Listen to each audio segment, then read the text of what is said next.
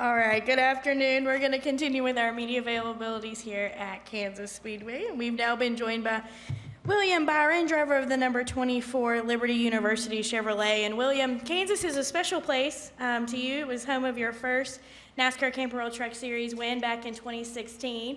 Talk a little bit about what you like about this track and how you plan to approach tomorrow night's race. Yeah, this place is always special to me. I kind of remember going through what I did in the Truck Series, and really up to that point I hadn't really run for a win. It was my 5th truck start, and just was really excited to come here and felt like we were going to have a good day. And then the truck drove well in practice, and then I just remember racing with Crafton for the lead for 30 or 40 laps and then passing him, and having Kyle Busch kind of coach me through that. And some of the things that we talked about there was really cool. So just was a special night. I was still in high school and still trying to figure out if I was going to race for a living and see if that made sense for me or if I could do it, had the talent to, and that was my big breakthrough to have that. So was a lot of fun and definitely hold this place kind of a special place in my heart. Well, we're glad that you decided to stick around and stay with us for a while. So we'll go ahead and take questions for William. If you have one, please state your name and affiliation, and we'll start with Jeff. Jeff Gluck from jeffgluck.com. Where do you think you're at in terms of your feedback right now and understanding what you need out of the car? Like, is it a slow process? Have you made a lot of gains since the start of the season? Do you feel like you still have a long way to go? Where are you at? You know, I think I'm pretty close. I feel like I'm running close to where my teammates are, and that's always really your reference point for how you're performing. I feel like I'm right in the middle of them sometimes. I feel like Richmond, we're probably the best of our cars, and I was really excited about that. That's probably been the only race that's been the case, but overall I think that I'm able to run with them, and if I can do that and continue that progression, once we do get the speed that we need, we'll all be that much better. So I think that's my biggest reference point, and I feel like Atlanta and some of the races that if we missed it a little bit, it was a big miss for me. Now, if we miss it, feel like we missed it a little bit last week, it's top 15 and it's still competitive. So I think the misses are a lot better, and then the makes are top 5, hopefully, like Richmond, if we could just finish that off. All right, we'll go to Reed and then Chris. Reed Spencer, NASCAR Wire Service. As a corollary to Jeff's question, how do you feel in terms of where you are now versus where you are, say, in those first few races? Yeah, the first few races are a big shock for anyone that I feel like is coming in the Cup Series. If you're, it was a relatively new team for us, so we were all trying to figure each other out. You have one test session that is so different from the racetrack, and the Cup Series is so competitive, so tight. How I describe it is, in the other series, you have 1 or 2 cars from each organization that are going to be competitive.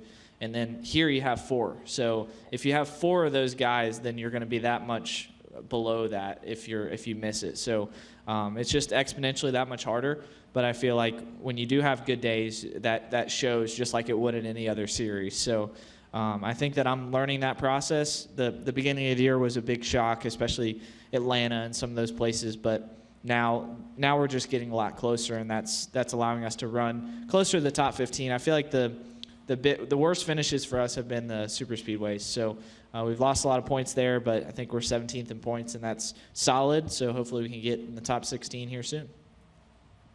Right, Chris, go ahead. Chris Knight, catchfence.com. William, as you progress up through the top 3 series, it usually takes about 10 to 12 races, and it just seems like a light switch goes on, and you get it, and your performances are rocketing through. Have you seen that progression throughout the last 3 years, and are you seeing it in Cup? And then what's going to be your biggest challenges as you approach the summer stretch? I got a follow-up. Yeah, summer's normally been the best kind of results for me. Normally May is a really good month for me, so looking to start that off strong here.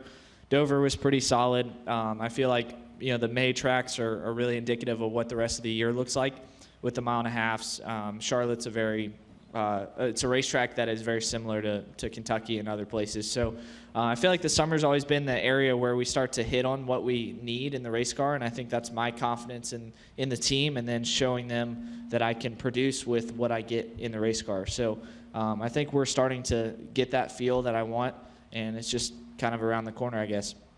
As you get some more experience under your belts as a team, looking at performances, or are they looking ahead and trying to get that playoff contention? I mean, I think for me, I want to run as solid as I can every week to get ourselves in a position to make the playoffs. It's a very difficult thing to do, is make the playoffs, but I think that gives you a lot of purpose for your season. Obviously, rookie season's kind of, you can do whatever you want with it. It's kind of your chance to learn and either show what you can do or just make some maybe rookie mistakes and figure it out. So I think that I've learned from that, and I'm going to take risks, but also try to position myself the best I can for the playoff stretch, because you want to make those last 10 races count, and I feel like our equipment's only going to get better with the new Camaro that we have, and the longer the season goes, I think the better we're going to get. All right, additional questions for William? Any final questions? All right, we'll take one more from Jeff. What do you think about Harvick versus Kyle Busch right now? I mean, they seem to be the two fastest every week. Do you think one has the edge over another? Yeah. From what we see on the team side, I think Kevin has a lot of speed, and especially over the run. I feel like, both of those guys are just really smart in knowing what they need in the race car and knowing how to get that out of their team.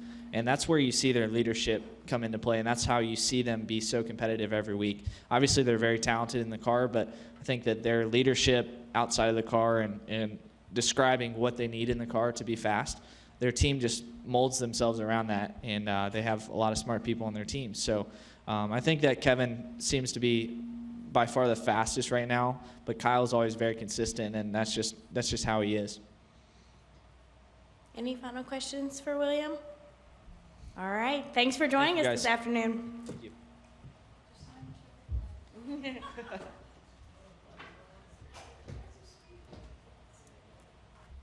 All right. We've now been joined by driver of the number 78, Martin Truex Jr., the 5-Hour Energy Bass Pro Shops Toyota. And Martin, welcome back to Kansas, a place that was really good to you last season. Talk a little bit about this track, what you enjoy about racing on it, and then how your team plans to approach the race tomorrow night.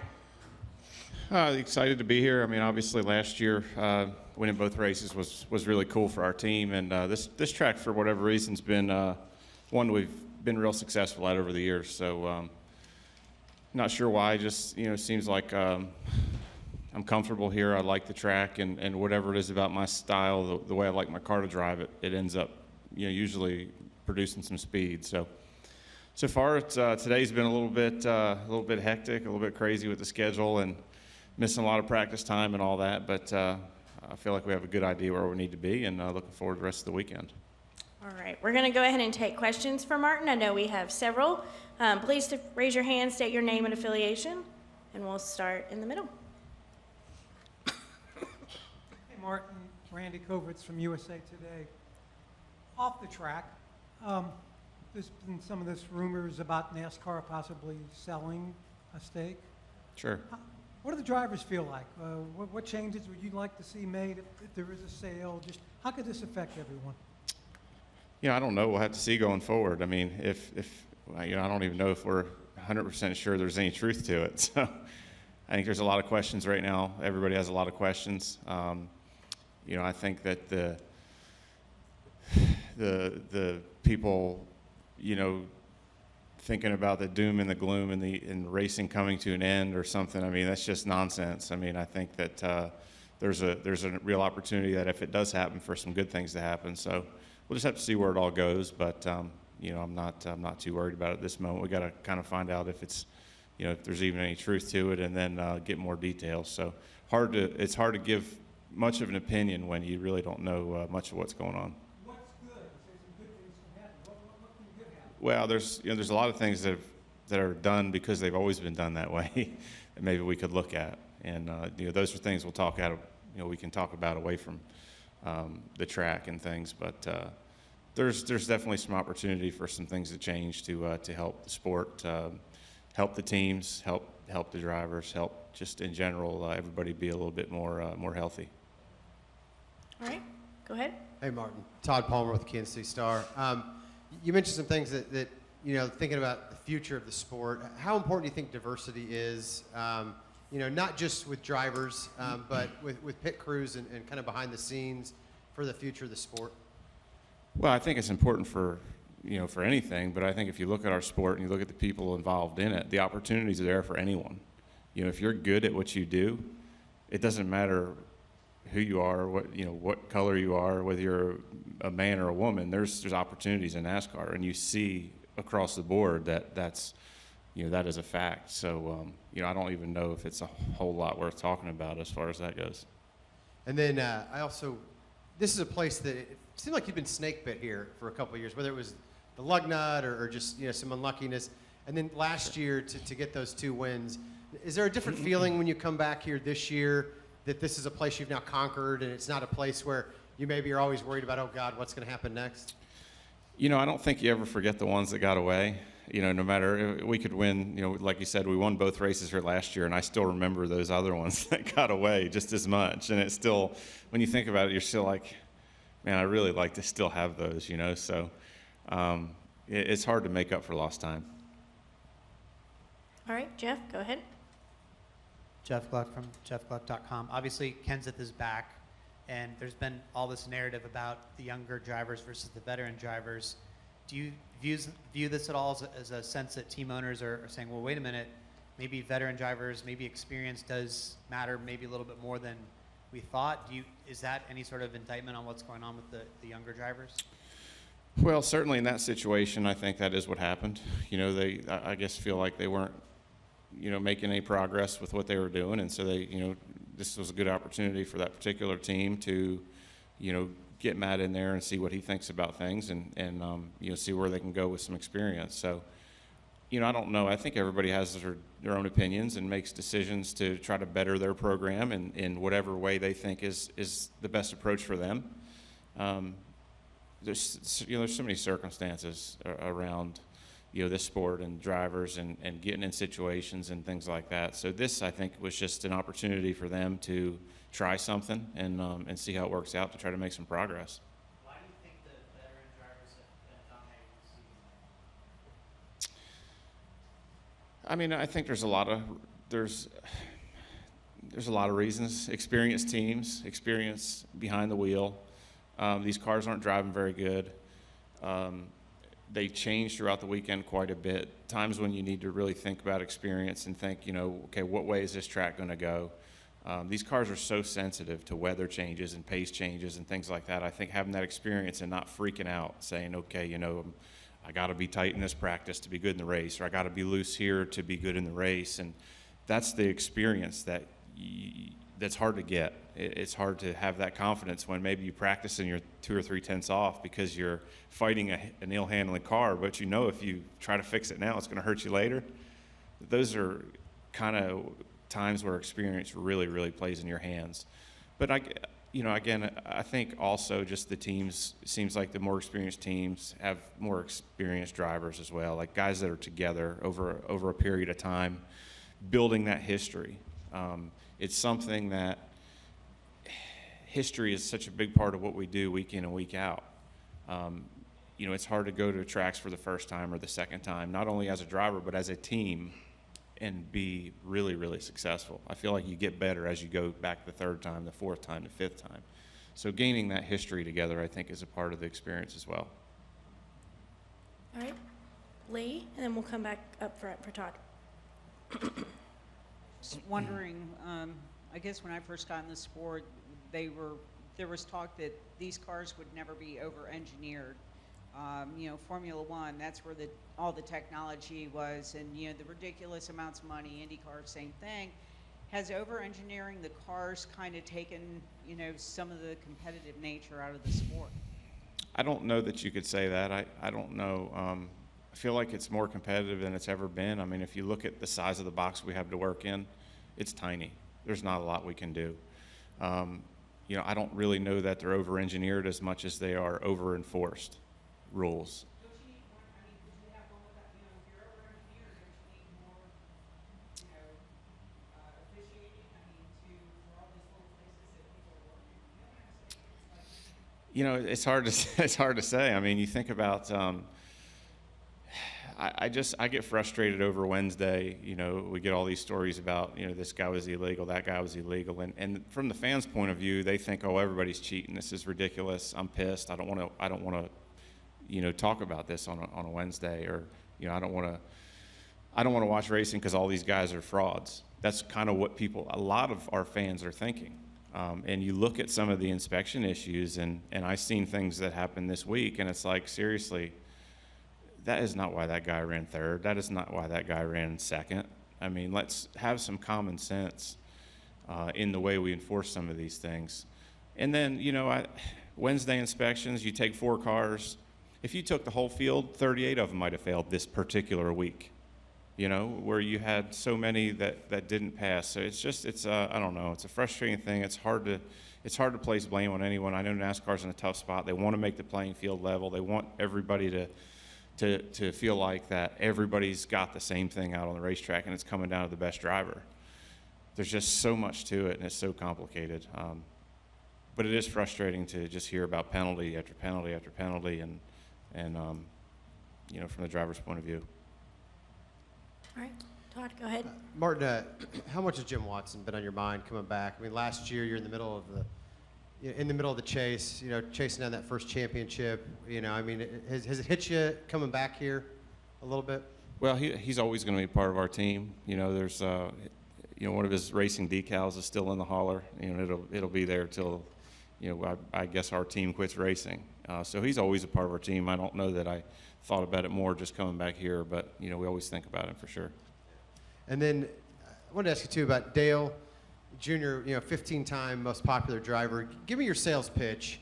If you're trying to convince. I don't have one. You don't have one? If you like me, fine. If you don't, I could care less. All right. So I mean, it wouldn't mean anything to you if you won that award now that Dale's kind of cleared out of the way? Well, it'd mean a lot, but I don't want to give a sales pitch and try to convince anyone. I just, I am who I am. I feel like I try to do things the right way, and if you don't like me, that's okay too. Everybody has an opinion. All right. Any final questions for Martin? All right, Martin. Thanks, guys. Thanks for your time. Best of luck this weekend. If I could have your attention here in the Media Center, we are now joined by the pride of Emporia, Kansas, Clint Bowyer, driver of the number 14 Haas, 30 years with a VF1 Ford for Stewart Haas Racing. Clint, always great to have you back here at Kansas Speedway. It must feel great for you to be back home. Yeah, it's always, fun to get back here, especially when you're running well and everything's upbeat and having a ton of fun. So many positive things going on in my world. Stewart Haas, the Ford camp, everything. It's just been a ton of fun from the word go when we unloaded at Daytona. Certainly rolling into Kansas off that momentum and having all that confidence on our side feels good. So I'm looking forward to the race tomorrow night. Just seems like it's, with the new schedule and everything that we have going on this year, Fridays seem kind of chaotic, and a lot of times coming out of Fridays, you don't really know, what to expect and where you're at as far as, your long run pace, your qualifying stuff, and everything else.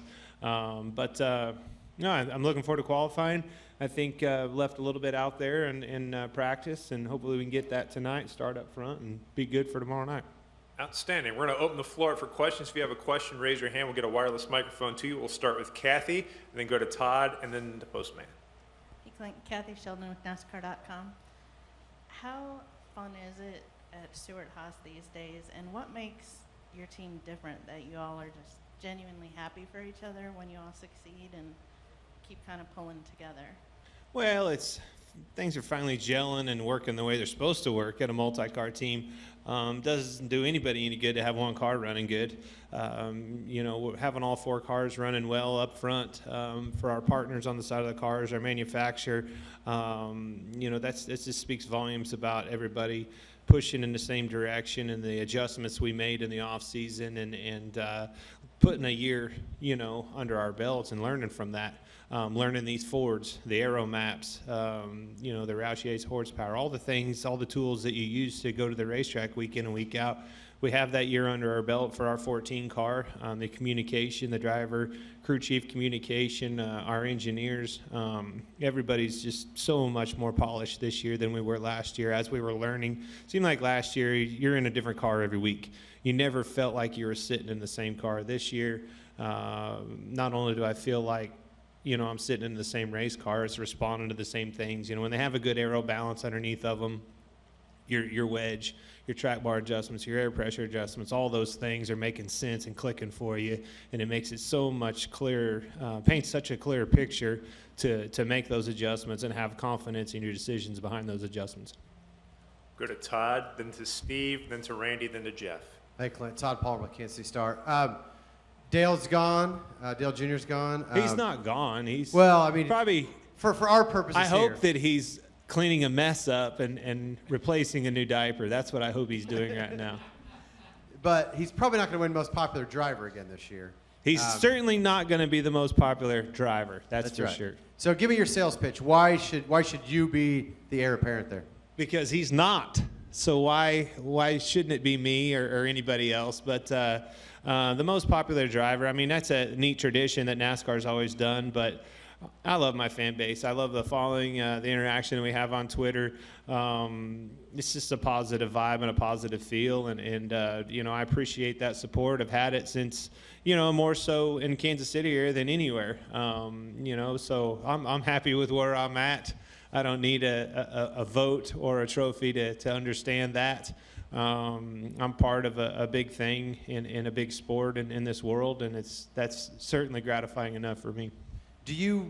Does NASCAR need somebody to kind of take that mantle, though, like a Dale, and have that crossover national appeal?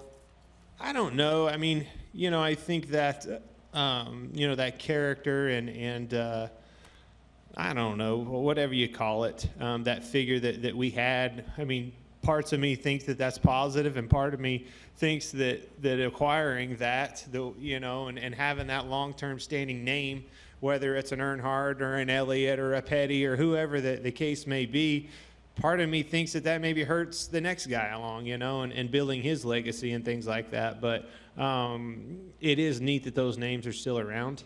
I think that Chase has done a great job of carrying that flag for his family, and certainly Dale did an awesome job of carrying that flag for the Earnhardt name for all those years.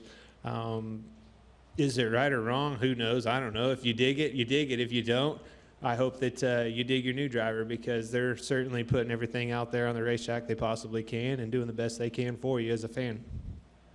Steve? Steve Post, Motor Racing Network. Clint, you've talked about momentum on the racetrack, and you certainly have that this year. This morning we got a press release. There's a new sponsor. I see you're actually wearing their hat, IT Savvy. How important is it for a big organization for Stewart Haas to not only see the momentum on the racetrack, and maybe that drives it, but to have that momentum with new partners, new people, new employees that you're trying to attract? How important is that momentum off the racetrack? It is. I mean, momentum's everything. Performance is everything. This is a performance-driven business. It's a performance-driven world. Doesn't matter if you're in business world or you're in the racing world. Really, they coexist in our world. The business behind our world, the partners, the sponsors on the side of these cars that make these cars go around and around are every bit as much of a part of the performance and the success that we have on Sundays as anybody. Certainly, we got things rolling right now. Like I said, it's a lot of fun. The phones are ringing. There's a lot of positive vibe and things going around with the Stewart Haas organization, but our 14 car in particular. We obviously the IT savvy people are here. This is an advantage for us. This is an IT world. It's obviously a business world. Fortune 500 companies all over the place when you look into NASCAR. Where else can you see all these companies in such a tight, confined area, than NASCAR? I remember coming to the racetrack. Nobody even had a computer when we first started. And if they did, it was maybe learning how to comb the internet or something like that. I mean, we use, now, heck, you come into the pits, if the thing's running off, the idle's off, or your pit road speed's off or something like that, you're not gunning in under the hood and looking at it. The first thing you do is wait for the IT guy to plug his computer and see what the heck's going on.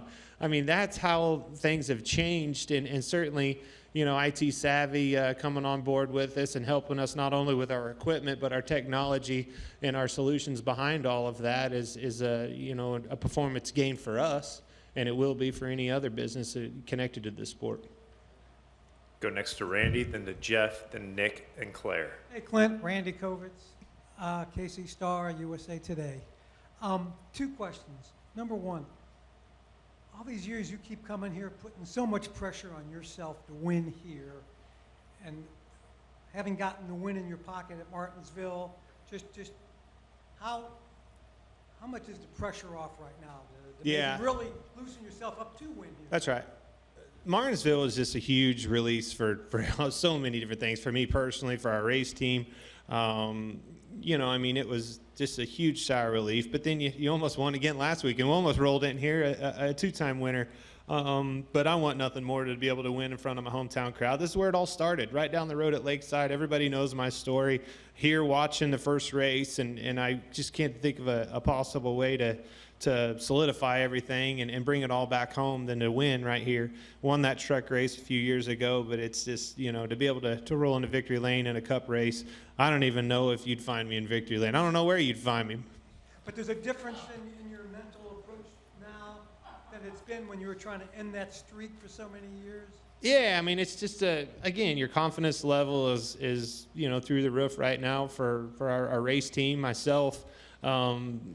We're capable of doing it. We've proven that. We've got that behind us. It's no longer can they do it, it's when will they do it again. And I feel that way when you get in that race car. It's not, can we win again? It's when we're going to do it and how we're going to do it. My second subject is the talk about NASCAR possibly being for sale. What would that mean to be under new management? What would you like to see? Man, I don't know. I think I remain, committed to the future and long-term future of the sport, I think is what I probably ought to say. Go next to Jeff and then to Nick. Jeff Gluck from jeffgluck.com. You got a penalty this week after you had such a great finish at Dover. Appreciate that, Jeff. Well, I was just going to say. Such a positive vibe going on. How do you? Was Bob not here? So he He's decided not, yeah. go ahead and do it. This has been a Damn continuing, it. a continuing trend where, there's all these midweek penalties keep coming out, and it takes the focus away every single week off, finishes off the racing and all this talk. Should NASCAR change the way they do these penalties? Should anything different happen so this kind of thing doesn't happen?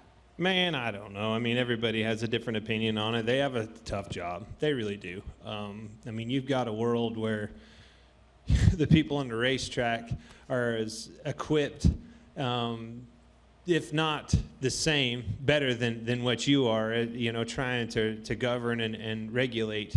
Tough job to do on the competition side of this sport. The technology is through the roof right now. This is such a simple thing. And when you look at these cars going around the racetrack, you think, just how can it be that hard? But then you start to realize that simple thing out there in the racetrack has an army of people that are fine-tuning and massaging and getting the most out of just a confined area. It's just mind-boggling, where it's come. I was in my dad's shop doing an interview this week at home in my car from like 06. The Jack Daniels car is still in my dad's shop, and I was looking at it, and I'm like, holy cow. I remember going to RCR and seeing Dale Earnhardt's cars when they were in that museum, and I was walking around there like, how in the hell, how do we get to where we are? Look at that jalopy, And now here I am in my tenure, in my career. I saw where I first started and that first Cup car to where it is now. It's unbelievable. The things that you learn and we come across, and we're scanning our bodies now. It's so hard to try to govern it all on their side of it, because we're pushing as hard as we possibly can. Mine, we had a part failure. It broke. You know what I mean? There's nothing. I was upset till I figured that out, and I'm like, well, sorry guys. Take your licks and go on. But it's frustrating. It is. When you get to the track and there's so many cars that aren't on the track or whatever the case may be. It's where the right thing, and if it's in there somewhere in between, I think it is. But at the end of the day, truth be told, they've got a tall order in front of them and an army of people that are pushing it as hard as they can against them. Nick Bromberg, Yahoo Sports. On the penalty ban, let's be a little more positive here. Do you see that? Do you see it when you saw it come out? do you go, okay, maybe it wasn't so bad that Kevin passed me because I'm not sitting here worrying about 3 playoff No, points that I've potentially sucked. lost. And right, but now, 20 points, you're still 4th in the points, and you still have the win. You don't have to worry about that. I wanted the trophy with the car in it, holding my car, not the 4 car. Totally understand that. Because he was trash talking all weekend long, and I really, really wanted to shut him up and be able to take that trophy away from him. But we're close. Obviously, we've run second, and you never wanted to look up and see, your car in the penalty box or the headline reading something negative. I mean, we have so many positive things going on with our thing, and I know firsthand mine wasn't. It's listed under the same penalty, but I mean, all you got to do is go back and look at pictures and see the differences between other cars that had that penalty and mine going around the racetrack, and that's where I put my decision and how I came to ease about it.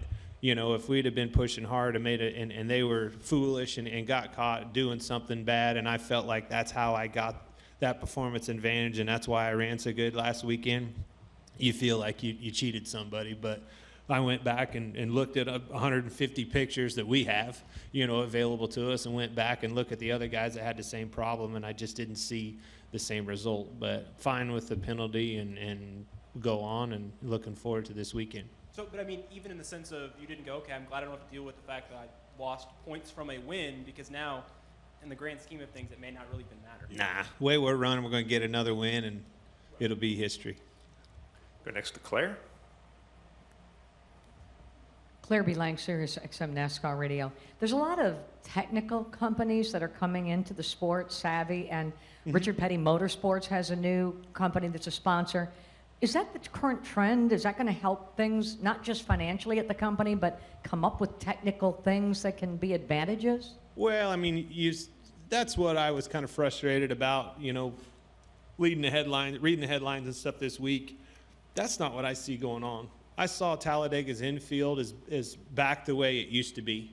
The camping and the infield, it was a beautiful weekend. That's back rolling the way this sport was when I came into it, and I left Talladega thinking this is on track.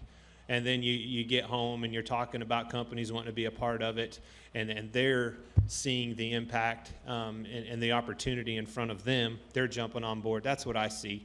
And I don't see, the headlines and stuff that we were writing about this week. I just don't see that impacting me personally and my race team and my organization. I see a lot of positive things.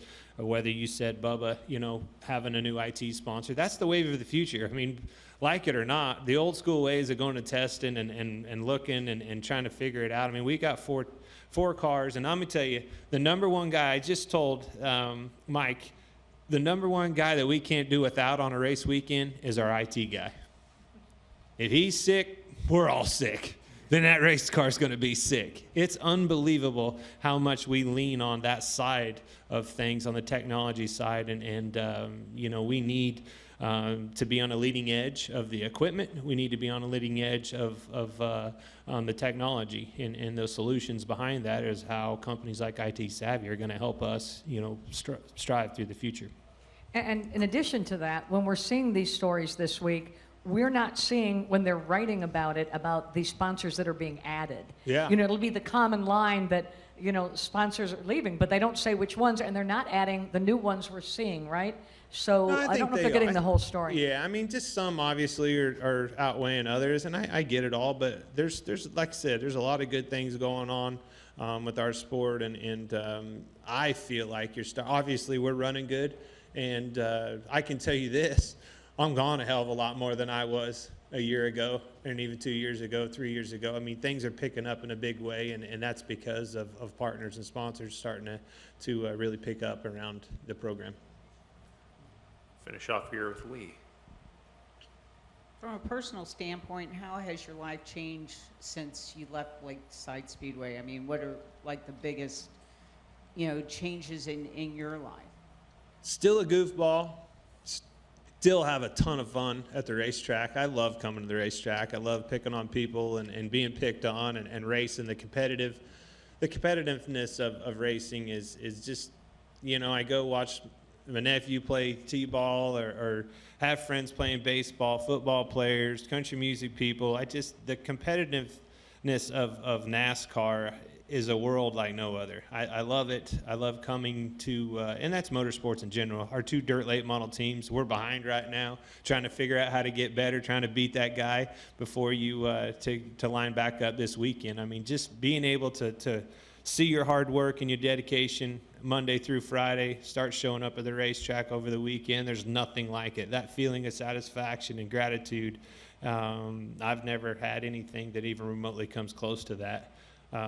Pulling into victory lane again this year with your family, that's what's changed. You know, family, the reasons that I wanted to be in victory lane weren't really selfishly just because I wanted to have a beer with my buddies. I wanted my boy in victory lane. I wanted that picture on our wall. I wanted him to experience that, and I want to do it over and over and over because I want them to be a part of that.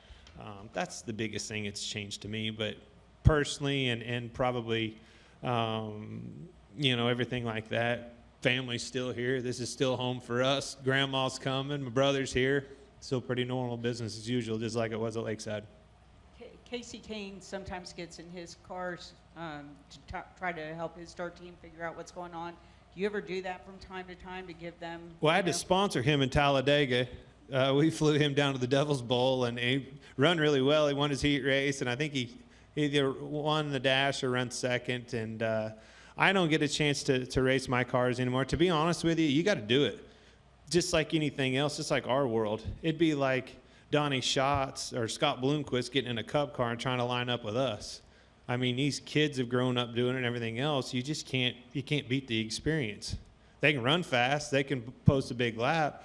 But putting 500 miles together is a whole different story. Making them mistakes, you know, on pit road, there's just so many different things that make up success on any given Sunday in our world or Saturday night.